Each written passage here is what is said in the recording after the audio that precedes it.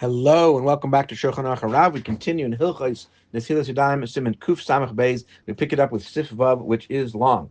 Tumas HaYadayim v'Tayras, and the impurity and purity of the hands, Eina El Ad HaPerik. This only goes up until the wrist, which is Ad HaPerik in the most common shita. Some say it only up to the fingers, where the fingers meet the palm, but we're going to say up to the wrist. Hatzarech Netilas Yadayim, that's the only area that needs to be washed. V'Lo Chutz the Perik, and nothing outside of that area. Shim Noto Rishonim Ad HaPerik. If you wash the first pouring up to the wrist, and the second goes beyond that, leidit musham. That water is not tame over there. Even if there was water there already. Therefore, if you go back and rewash the parak the second time up to the parak, I'm sorry, if the water goes back onto the parak, the part in front of your wrist, that water was never tame and it's not mitame your hand. If the water that's within the parak up to the wrist area, v'nitmu, and that water is tameh, yatzu chutz the parak, and it goes outside of the parak. Afa bisha not l'gama shniyim chutz the parak. Even if you pour the second pouring outside of that area, loy tiharum sham, it does not become purified there. Therefore, in chaz parak. If water goes beyond that area and then rolls back down onto the hand area, it's going to be tameh. That's what Chacham say. You have to lift your hands upwards. So the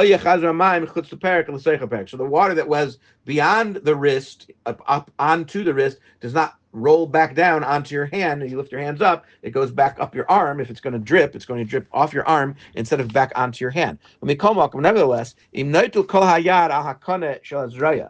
you wash your hand all the way up to the bone that's it's a more stringent appearance. It's like the area above the wrist. So the up all the way up to the wrist, like beyond the point where your hand joins your wrist, then lo yagbia kol hayad legami. Don't lift your hand up all the way, kadesh lo yetzu menu mayim al hazraya, so that the water does not go onto your arm. But makom sheish arusham gam achash yignav yadav, so it doesn't stay there even after you've dried your hands and there's still water on your arm. She'enu menagivei say makom, and you don't dry that area mipnei shehu mechusa b'begadim, because that's covered up with your clothing. And then later on, kishiyashvil yada leechol, you're going to lower your hands to eat. Then the water is going to drip from your arm back onto your hand, the yitmuha, and that's going to make your hands tummy again. Ella, so rather what you should do, just raise the tips of your fingers. That will make your hands slightly elevated. Because you're not, from your fingers, it's not going to drip back down onto your arm. You have to be careful to make sure that the hands or the fingers are raised from the end of the washing until you've dried them. Because if you raise them up and then lower them right away without drying them, the water that went beyond your wrist when you raised up your hands, it's gonna, if you put them back down before they're dry, that water is gonna go back on to your hand. Therefore, you wash your hands in one shot. If you only that's why you should wash both hands in one shot, because if you wash one hand and you lift it up and then you pour from that hand onto the second hand, the water is going to drip down when you pour onto the second hand. If you want to lower them from the very beginning, in a way that the water will not go off of your beyond your wrist at all, you could do that as long as you can accomplish it. Make sure that the water is going on to the tips of your fingers as well. If you pour revius on the entire hand in one shot, which is what most people do because the cups we use are large, or you pour revius on both hands in one shot, then there is never going to be tamei water on your hands. You don't have to be worried about raising your hands up at all. And certainly if you're immersing your hands instead of washing them. And that's most common in our generation. Some say that people who wash have to raise their hands up. That is not talking about washing the entire hand up to the wrist. And it's only when you're only washing the fingers, according to the opinion that says that's the end of the parak, is where your fingers meet your palm. Again, it's going according to the opinion that says that's the end of the parak. That's the end of the area that needs washing. And the water, that the tumah of the hands, according to Rishonim, from the first waters, the tumah of the hand that occurs from the first water, and the purification process that occurs from the second water, that goes all the way up to the wrist. Therefore, you want to have to be careful that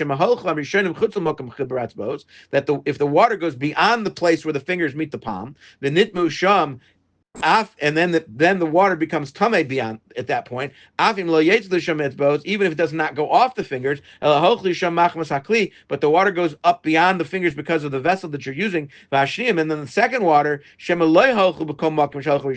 second water won't cover the entire area that was covered by the first water. And the hands remain tamei like they were from before. But the water from the first pouring remains tamei, and then it's going to go ahead and make the hands tamei again. Let's boast if they go back on the fingers, if you lower your hands. Therefore, raise your fingertips upwards from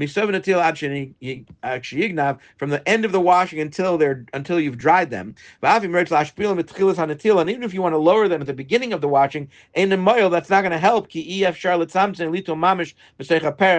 impossible to make it exact, so the water is only going to go up to the palm, and not go beyond your fingers.